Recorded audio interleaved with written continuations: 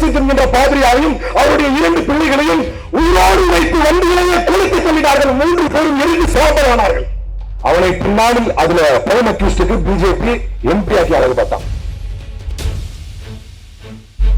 பாஜக பேசக்கூடிய அனைத்து சித்தாந்தத்தையும் அப்படியே பாலிஷ் போட்டு வேற வடிவத்தில் கொடுக்கிறான். நம்ம விட்ட எல்லா பொய்யையும் புழுகையும் பொருடாமையும் தமிழ் சமூகம் ஏற்றதை போலவே பெரியாரை பற்றி நாம் பேசினாலும் தமிழ் சமூகம் ஏற்றுக்கொள்ளும் என்று இவன் தப்பு கணக்கு போட்டு விட்டான்.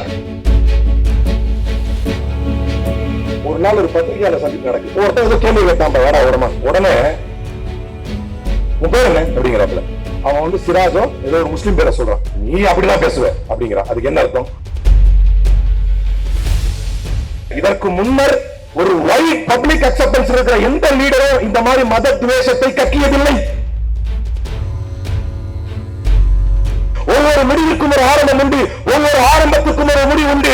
உனக்கான அரசியல் முடிவுக்கான ஆரம்பம் நீ பெரியாரை தொட்டதுதான் என்பதை வரலாறு நிச்சயம் பதிவு செய்யும்.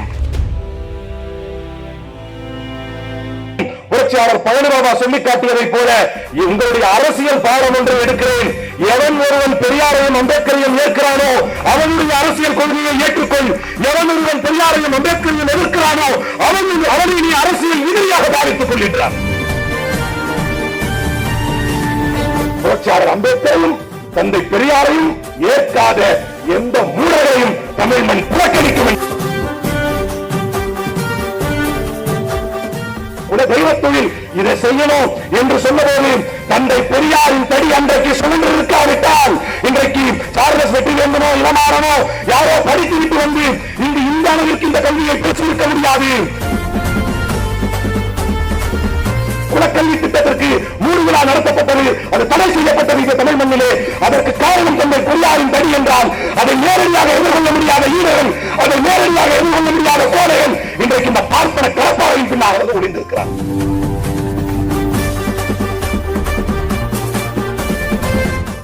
இஸ்லாமியர்களை மேடை ஏற்றி தந்தை பெரியாருக்கு எதிராக இதுவரைக்கும் யாருமே முயற்சி செய்யாத ஒரு புது முயற்சி அது. இஸ்லாமியர்களை மேடையேற்றி அறியா பிள்ளைகள், விவரம் அறியா பிள்ளைகளை மேடையேற்றி, சின்ன பசங்களை மேடையேற்றி தந்தை பெரியாரால் இந்த மண் என்னென்ன நன்மைகளை எல்லாம் அடைந்தது என்பதை ஒரு முறையேனும் படித்து பார்த்திராத பச்சிலம் பிள்ளைகளை, சிறார்களை மேடையேற்றி இப்படி பேச வச்சிட்டா உடனே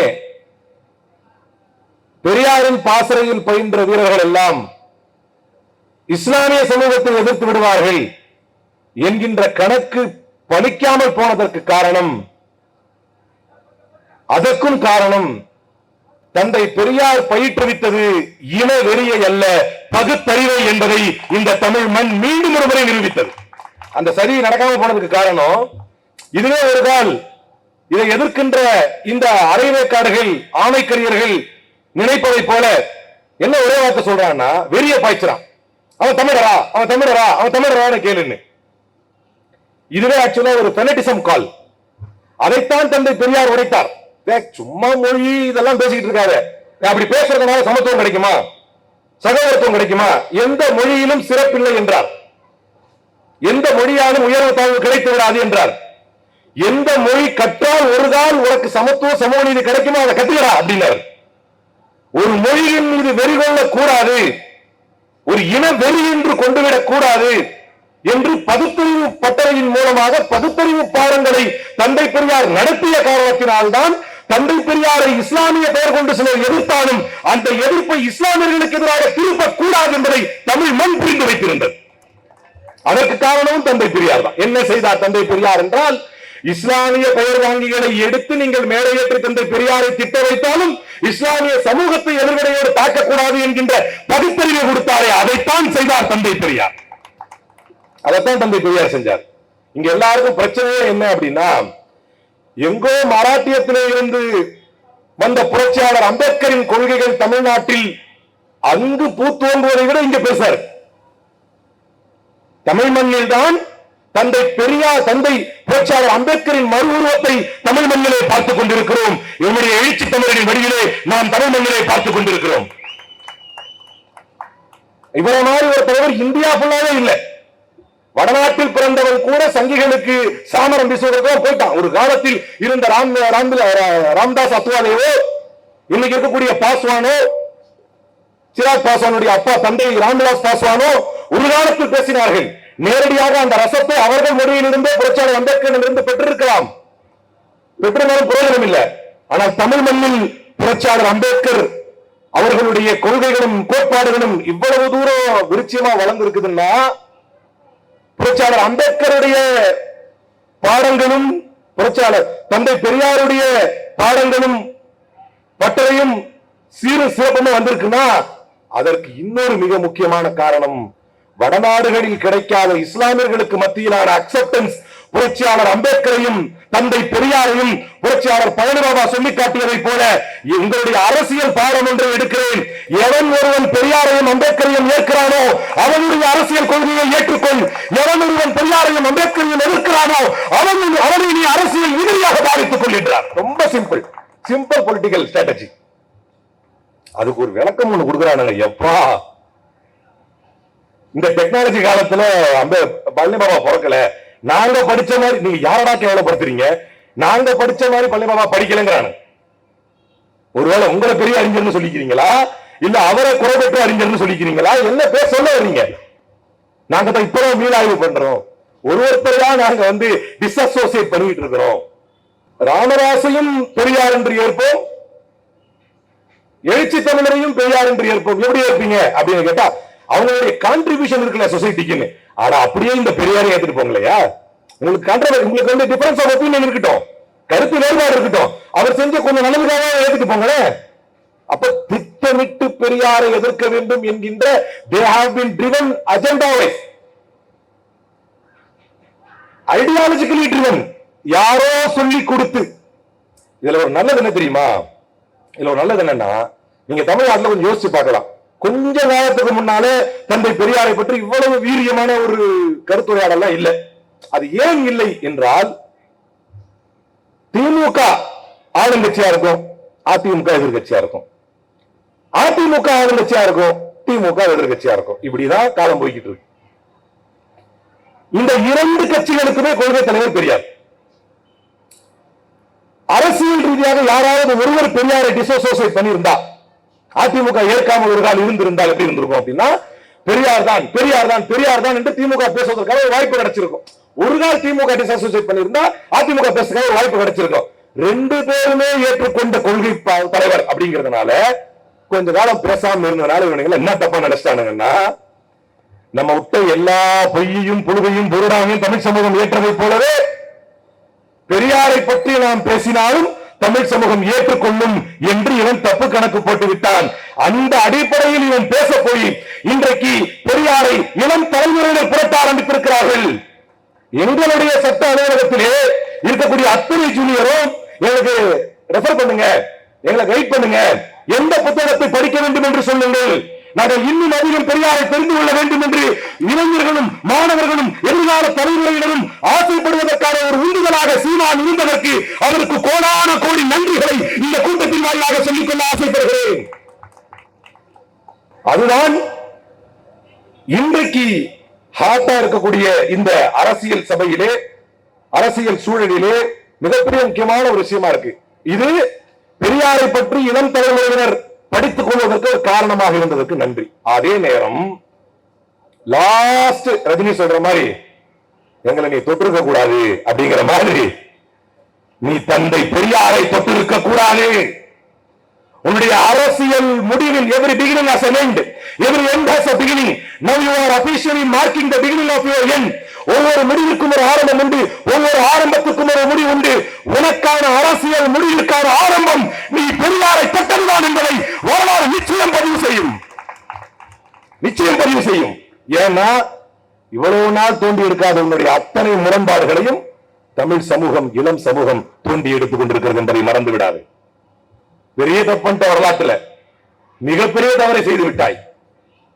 பாருங்க, கருவாப்சின்னு ஒண்ணு பண்ணோம். இளமா அவர் பேசும்போது கூட சொன்னார் தோழர், கருவாப்சி அப்படின்னு ஒண்ணு நார்த் இந்தியால பண்ணான். தாய் மதம் திரும்பு, அதுக்கு பேரு கருவாப்சி. உத்தரப்பிரதேசத்திலே மத்திய பிரதேசத்திலே, குஜராத்திலே போன்ற மாநிலங்களில் மதமாற்ற தடை சட்டம் இருக்கிறது. கட்டாய மதமாற்ற தடை சட்டம் சொல்லுவான், அதுக்கு மீனிங் வந்து மதமே மாறக்கூடாது, அப்படித்தான் சப்ஜெக்ட். இஸ்லாமியர்களோ கிறிஸ்தவர்களோ வேற எந்த மதத்துக்கோ புத்த மதத்துக்கோ எதுக்கும் மாறக்கூடாது.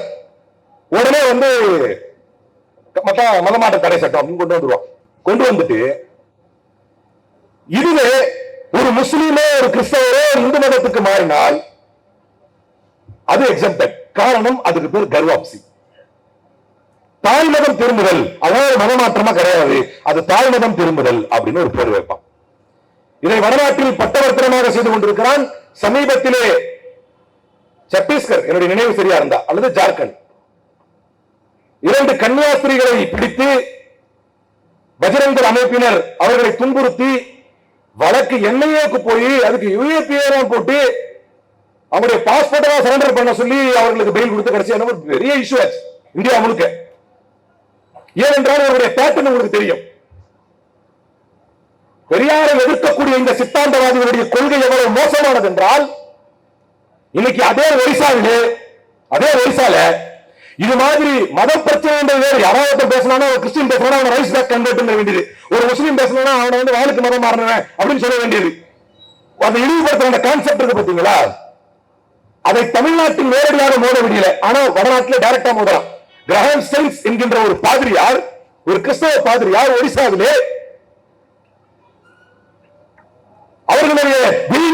அவர்களுடைய லெப்ரசியால் பாதிக்கப்பட்ட மக்களுக்கு சேவகம் செய்து அவருடைய கண்களிலிருந்து வழியக்கூடிய நீரை துடைத்து, அவருடைய வாய்களிலிருந்து நீரை துடைத்து, அவருடைய புண்களிலிருந்து வழியக்கூடிய நீர்களை துடைத்து அவர்களுக்கு சேவை செய்கிறார். அவருடைய மதத்தின் பக்கமாக மக்கள் ஈர்க்கப்படுகிறார்கள். இது பொறுத்துக் கொள்ளாமல் நீ தொட்டா திட்டு ஒதுக்கி வைக்கிற, அதனால அவன் கடப்பாளத்தை போய் அவன் ஆதரவா நிக்கிற, அவனை பாதுகாக்கணும் அப்படின்னு. ஆனால் அவர்கள் திட்டமிட்டு என்ன செய்தார்கள்? கிராம் ஸ்டெயின்ஸும் அவருடைய 2 பிள்ளைகளும் தூங்கிக் கொண்டிருக்கக்கூடிய நிலையில் அவங்க வண்டியில ஜீப்ல தூங்கிட்டு இருந்தாங்க.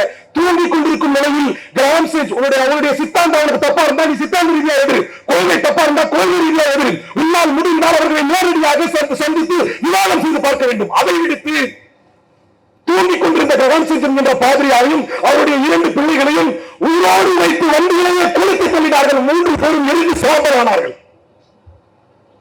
அவனை பின்னாளில் அதுல பிரைம் அக்யூஸ்டுக்கு பிஜேபி எம்பி ஆக்கி அழகு பார்த்தான். அதுக்கு பின்னால இன்னைக்கு சிஎம்ஆ இருக்கிறவரு, ஒரிசால சிஎம்ஆ இருக்கிறவர் அந்த வழக்கில் உள்ளவர். அவன் என்ன சொல்றான்? நீ கர்வாப்சி பண்ணு அப்படிங்கிறான். இப்ப அப்படியே இவர்கிட்ட வருவோம். இவர் என்ன சொல்றாரு?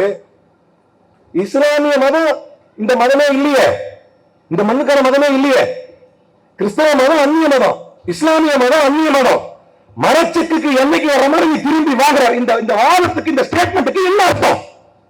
இந்த ஸ்டேட்மெண்ட்டுக்கு என்ன அர்த்தம்? இங்கு நேரடியாக வந்து கிராம் ஸ்டெயின்ஸை கொளுத்த முடியாது, இங்கு நேரடியாக வந்து அன்னை தெரேசாவை மிரட்ட முடியாது. இந்த தமிழ் மண்ணில், இந்த விழுப்புணர்வு மண்ணில், இந்த திராவிட மண்ணில், இந்த பெரியார் மண்ணில் எவனாவது நேரடியாக வந்து இப்படி இந்த இந்திய அரசியலமைப்பு சட்டத்தில் தரப்பட்டிருக்கக்கூடிய every citizen of India has got the right to profess, practice, propagate, அரசியல் அமைப்பு சட்டத்தில் தரப்பட்டிருக்கக்கூடிய உரிமைக்கு எதிராக எவன் பேசினாலும் பெரியாரின் படி பேசும் செருப்பை கலட்டிக் கொண்டு இந்த படித்தர மண்ணில் அடிப்பார்கள் என்பதை தெரிந்ததனால் அப்படியே பின்வாசல் வழியா வந்து ஒரு உணர்வை ஊட்டி தமிழன் ஒரு புதுசா மதம் சொல்ற, நீ அதுக்கு வா. கர்வாப்சி என்ன அப்படின்னு ஒரு புதுசா மதத்தை சொல்ற. அங்க கர்வாப்சிங்கிறா, இவன் என்ன சொல்றான்? மரச்செக்கு எண்ணெய் மாதிரி திரும்பி வாங்குறான். பெருசா என்ன வித்தியாசம் ரெண்டுக்கும்? பெரிய வித்தியாசம் என்ன இருக்கு? அப்ப இந்த மண்ணில் நடந்து கொண்டிருக்கக்கூடிய சதிகள் இதோட உச்சகட்டம் என்ன தெரியுமா? ஒரு நாள் ஒரு பத்திரிகையாளர் சந்திப்பு நடக்குது. ஏன்னா இதெல்லாம் விளக்கவே இதுவரை தந்தையான விஷயங்கள் இதெல்லாம். ஒருத்தர் ஏதோ கேள்வி கேட்டான், வேற உடமா ஒருத்தர் கேள்வி கேட்டான். உடனே உன் பேர் என்ன அப்படிங்கிறாப்புல. நல்லா கேளுங்க, உன் பேர் என்ன அப்படின்னு. அவன் வந்து சிராஜோ ஏதோ ஒரு முஸ்லீம் பேரை சொல்றான். நீ அப்படிதான் பேசுவ அப்படிங்கிறான். அதுக்கு என்ன அர்த்தம்? கேட்பவனுடைய பெயர் இஸ்லாமியர் என்றால் நீ அப்படிதான் பேசுவ அப்படின்னா அதுக்கு என்ன அர்த்தம்? அந்த வார்த்தைக்கு என்ன அர்த்தம்? நீ என்ன சொல்ல வர்ற? நல்லா பாருங்க. இதற்கு முன்னர் ஒரு வைட் பப்ளிக் அக்செப்டன்ஸ் இருக்கிற எந்த லீடரும் இந்த மாதிரி மத துவேஷத்தை கக்கியதில்லை. ஆனால் தமிழர் என்று சொல்லிக்கொண்டு அந்த போர்வைக்குள் ஒளிந்து கொண்டு பாஜக பேசக்கூடிய அனைத்து சித்தாந்தத்தையும் அப்படியே பாலிஷ் போட்டு வேற வடிவத்தில் கொடுக்கிறான், வேற வடிவத்தில் மாத்தி கொடுக்கிறான். இதே மாதிரிதான் நரேந்திர மோடி சிஏஏ போராட்டங்கள் நடந்த போது சொன்னார், போராட்டக்காரர்களை அவர்களுடைய ஆடைகளை பார்த்து தெரிந்து கொள்ள முடியும் என்றார். அதுக்கு என்ன பெரிய வித்தியாசம்? அதே மதத்வேஷ பேச்சுதான். நேத்து பேசியிருக்காரு. நேத்து பேசும்போது சொல்றாரு, இஸ்லாமியரை சிறுபான்மையினர் பார்க்காத, நீ ஒரு பெரும் இனத்தின் பிள்ளை என்று. என்ன இருக்கு? இப்ப நான் என்ன கேட்கிறேன்னா, அவன் ஜாலியா டைம் பாஸுக்கா சிறுபான்மைன்னு போய் உட்கார்ந்துருக்கான்? அடிப்படை அறிவு இருக்கா? இல்ல பிடிச்சிருக்கா சிறுபான்மைன்னு கூப்பிடுறது? எதுக்கு போறான்? எதுக்காக போறான்? அரசமைப்பு சட்டத்தின் கீழ் சட்டத்திற்கு உட்பட்டு கிடைக்கக்கூடிய ரிசர்வேஷன் இடஒதுக்கீட்டின் அடிப்படையில் ஒருவன் மதத்தாலோ அல்லது தான் இந்த இடத்தில் பிறந்து விட்டேன் என்கின்ற சாதிய பின்னடைவுகளாலோ ஒடுக்குமுறைகளாலோ ஒருத்தனுக்கு கிடைக்கிற பாதிப்பிலிருந்து வெளியே வரணும்னா அவனுக்கு புரட்சியாளர் அம்பேத்கர் வகுத்து கொடுத்த இந்த ரிசர்வேஷன் இருக்குது. இந்த ரிசர்வேஷனுக்கு கீழே வரணும்னா தன்னை அப்படி அடையாளம், இந்த அடையாளத்தின் அடிப்படையில் தான் நான் இத்தனை காலமும் ஒடுக்கப்பட்டான், இந்த அடையாளத்தின் அடிப்படையில் தான் நான் இத்தனை காலத்தினுடைய சம வாய்ப்பு இழந்தான். அப்ப இன்னைக்கு யூஜிசில புதுசா ரெகுலேஷன்ஸ் போட்டிருக்காங்க. அது ஒரு பெரிய இஷ்யூ ஓடிட்டு இருக்கு. வடநாட்டில் இப்ப ஒரு பெரிய இஷ்யூ ஓடிட்டு இருக்கு. யூஜிசில ஈக்குவல் ஆப்பர்ச்சுனிட்டி சென்டர் அப்படின்னு ஒன்று இருக்கணும் மாணவர்களுக்கு மத்தியில. இந்த வழக்கை யார் போட்டான்னா, சாதிய பாகுபாடுகளினால் கல்லூரிகளிலே சாதிய பாகுபாடுகளினால் தூக்கிட்டு தற்கொலை செய்து கொண்ட ரோஹித் வெமுலாவும் பாயல் தடுமையுடைய 2 பேருடைய தாய்மார்கள் போட்ட வழக்கு சுப்ரீம் கோர்ட்ல. அப்ப என்ன சொல்றாங்கன்னா, ஈக்குவல் ஆப்பர்ச்சுனிட்டி எல்லாருக்கும் கிடைக்கணும், ஒடுக்கப்பட்டவர்களுக்கு கிடைக்கணும், மதத்தான் இருக்கக்கூடிய சிறுபான்மையினர் சமூகத்துக்கு கிடைக்கணும், எஸ்டிக்கு கிடைக்கணும், எல்லாருக்கும் கிடைக்கணும்னா அந்த ப்ராப்பரா எல்லாருக்குமான சமூக நீதி சமநீதி கிடைக்குதா என்பதை உறுதி செய்வதற்கு யூனிவர்சிட்டி கிராண்ட்ஸ் கமிஷன்ல ஈக்குவல் ஆப்பர்ச்சுனிட்டி சென்டர் 5 பேர் இருக்கணும், ஈக்விட்டி கமிட்டி அப்படின்னு 10 பேர் இருக்கணும். அதுல கண்டிப்பா 5 பேரு ரிசர்வ்டு கமிட்டி இருக்கணும். அதுக்கப்புறம் ஈக்விட்டி ஸ்குவாட் போடணும். இப்படி யூனிவர்சிட்டி கிராண்ட்ஸ் கமிஷன் கொண்டு வருது. எதுக்காக? இன்னும் சாதி அடிப்படையிலும் மதத்தின் அடிப்படையிலும் பாகுபாடுகள் பார்க்கப்பட்டு அவருடைய படிப்பிற்கான உரிமைகள் பறிக்கப்பட்டு அவருடைய உயர்வுக்கான உரிமைகள் பறிக்கப்படுகிறது என்பதற்காகத்தானே. அப்ப இப்படிப்பட்ட ஒரு சமூக நீதி சிந்தனைக்கு எதிராக நீ சிறுபான்மை சொல்லாதவா? நீ என்ன கட்டமைப்பு உருவாக்கி இருக்க? அதுக்கு இத்தனை ஆண்டு கால அடக்குமுறைக்கு, இத்தனை ஆண்டு கால ஒடுக்குமுறைக்கு என்ன தீர்வை ஏற்படுத்தி இருக்கிறாய்? புரட்சியாளர் அம்பேத்கர் ஒரு தீர்க்கதரிசி, ஒரு பெரும் ஞானி, சுதந்திரம் பெற்று பச்சிளம் குழந்தையாக இந்திய தேசம் அவருடைய கையில் பிடித்திருக்கும் போதே சொன்னார், நீங்கள் ஒருபோதும் சிறுபான்மை சமூகத்தை தொடாதீர்கள், it will disturb the very fabric of the nation. நீங்கள் ஒரு கால் நீங்கள் தொடுவீர்கள், ஒரு சமூகம் வரும், அவர்கள் நிச்சயமாக சிறுபான்மை சமூகத்தை வஞ்சிப்பார்கள், அவர்கள் நோயை செய்வார்கள். அப்படி செய்யும் பொழுது இந்த தேசத்தினுடைய வெரி ஃபேப்ரிக்கே பாதிக்கப்படும் என்று அன்றைக்கே சொன்னார் தீர்க்கதரிசி. அவருடைய பாசறையில் படித்திருந்தாலோ பயின்றிருந்தாலோ அந்த அறிவு சிறிது இருந்தாலோ இப்படிப்பட்ட பேச்சை பேசி இருக்க மாட்டாய். அதற்குத்தான் சொல்கிறோம், புரட்சியாளர் அம்பேத்கரையும் தந்தை பெரியாரையும் ஏற்காத எந்த மூடரையும் தமிழ் மண் புறக்கணிக்கும் என்பதை இந்த வந்தத்தில் சொல்றோம். அறிவுக்கு புறம்பான அழைப்பு. ஏன்னா இப்ப இதெல்லாம் நீங்க சொன்னீங்க, அவர் கட்சியில் இருக்க ஆள்கிட்டயோ அந்த இளைஞர்கள்ட்டயோ சொன்னீங்கன்னா, தமிழ் தேசத்தின் இறுதி நம்பிக்கை எங்க அண்ணன் தான் அப்படின்னு எதனாலும் புரியாது. இது உணர்ச்சி, இது உணர்ச்சி. What is the logic? அம்பேத்கரை விட பெரிய தலைவரா? புரட்சியாளர் அம்பேத்கரை விட பெரிய தலைவரா? தந்தை பெரியாரை விட பெரிய தலைவரா என்றால் இன்னைக்கு இப்படி மாத்தி பேசுறாரா? அதே மாதிரிதான் திருப்பரங்குன்ற இஷ்யூலையும், திருப்பரங்குன்ற இஷ்யூல அந்த ஜட்மெண்ட் எடுத்து பாருங்க. மரியாதைக்குரிய நீதிபதி GR சுவாமிநாதன் என்ன சொல்றாரு? In this particular case, the masjid committee, the dargah committee and the temple management are on the same page அப்படிங்கிறார். எனக்கு பிரச்சனை, அவருக்கு அதான் பிரச்சனையா இருக்கா. நியாயமா பார்த்தா நீங்க சந்தோஷப்படணும் ஒரு நீதிபதியா. ஏன் மஸ்ஜித் கமிட்டியும், புரியா நான் சொல்றது, மஸ்ஜித் கமிட்டியும் தர்கா கமிட்டியும் அதுல போய் ஒரே பேஜ்ல இருக்காங்கிறாரு. நியாயமா நீ சந்தோஷப்படணும். இதை அவருக்கு வேதனையா இருக்கான். ஏன்னா we have already lost most of the portion because of invasion and occupation. அவர் மக்களுடைய குரலாக மாறி இருக்கிறார். ஏற்கனவே நிறைய படையெடுப்புகளின் மூலமாக, நிறைய ஆக்கிரமிப்பின் மூலமாக நிறைய நம்முடைய நிலங்களை பறிகொடுத்து விட்டோம். இப்ப பார்த்தா அடிச்சுட்டு சாகுவானுங்கன்னு பார்த்தா மஸ்ஜித் கமிட்டியும் தர்கா கமிட்டியும் ஒன்னால இருக்கானுங்கிறார். ஒன்னா இருந்தா சந்தோஷம் சொல்லப்படணும். அதற்குத்தான் சொல்கிறோம் திருப்பரங்குன்றம் பிரச்சனையில லோக்கலும் இவர்களுக்கு சாதகமாக வரல, கடவுளை ஏற்றுக்கொண்ட இந்துக்களும் இவர்களுக்கு சாதகமாக வரவில்லை. அங்கு 2 மத நம்பிக்கையின் அடிப்படையிலான 2 ஆலயங்கள் இருக்கிறது. அந்த 2 ஆலயங்களும் ஒன்றாக இருக்கிறது. இதை வியந்து பார்க்கக்கூடிய இந்த நீதிபதி யாரோ அவருடைய கடப்பாறையை தான் எடுத்துக்கொண்டு வந்திருக்கிறார். அப்படி அவர் வியந்து பார்ப்பதற்கு காரணமாக இருப்பது இந்த சதிகளை எல்லாம் உடைத்தது பெரியாரின் தடி என்பதால் தான். அதான் பிரச்சனை. பெரியாரின் தடிக்கு எதிராகத்தான் இவர்களுக்கு பார்ப்பன கடப்பாறை தேவைப்படுகிறது. அது பெரியாரின் தடியில சரியா இருக்கு, ஆன் டிராக்ல இருக்கு, கரெக்டா. இப்ப இதை சிதைப்பதற்கு இவர்களுக்கு இது தேவைப்படுது. அதே மாதிரி பாருங்க, யுஜிசில இவ்வளவு கஷ்டப்பட்டு எல்லாம் சொல்றாங்க. இவர் என்ன சொல்றாரு? குலத்தொழில் சொல்லாதரா, குல தெய்வ தொழில் சொல்றாருப்பா. இது எப்படி இருக்குன்னா, இந்த அஜித் படம் ஒன்று இருக்கும். வந்து ஓடவே இல்லை, வண்டி ஓடவே மாட்டேங்க, உடனே அவர் வந்து சைடு மேல திருப்பி வச்சுருவார், உடனே ஓடிடும். பூன்னு சொல்லலாம், பொண்ணு சொல்லலாம், நீங்க சொல்ற மாதிரி சொல்லலாங்கிற மாதிரி குலத்தொழில் சொல்லக்கூடாதா, குல தெய்வ தொழில் சொல்லணுமா? இதே ராஜாஜி காங்கிரஸில் இருந்த போது, காங்கிரஸ் முதலமைச்சராக ராஜாஜி அவர்கள் இருந்த போது மதியத்துக்கு மேல ஏழான தச்சன்குள்ள தச்ச வேலையை பார்க்கணும், அண்ணாம்புள்ள அண்ணன் வேலையை பார்க்கணும், வெட்டியாம்புள்ள வெட்டிய வேலையை பார்க்கணும், அதை கத்துக்கணும் அப்படின்னு குலதெய்வ தொழில் அவர் காட்சியில வந்துருவோம். குல தெய்வ தொழில் இதை செய்யணும் என்று சொன்னபோது தந்தை பெரியாரின் தடி அன்றைக்கு சுழன்று இருக்காவிட்டால் இன்றைக்கு சார்லஸ் வெற்றிவேந்தனோ இளமாறனோ யாரோ படித்து விட்டு வந்து இங்கு இந்த அளவிற்கு இந்த கல்வியை பெற்றிருக்க முடியாது. இதே போன்று சரியாக அந்த காலத்தில் செய்திருந்தால் இப்படிப்பட்ட ஒரு விழிப்புணர்வு கல்வியை தெரிந்து கொள்ள வேண்டும் என்று இவர்கள் உட்கார்ந்து மாட்டீங்க.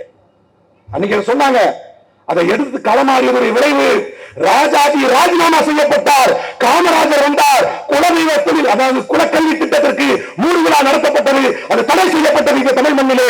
அதற்கு காரணம் தந்தை பெரியாரின் தடி என்றால் அதை நேரடியாக எதிர்கொள்ள முடியாத ஈரர்கள், அதை நேரடியாக எதிர்கொள்ள முடியாத கோடைகள் இன்றைக்கு இந்த பார்ப்பன கடப்பாறையின் பின்னாக ஒளிந்திருக்கிறார்.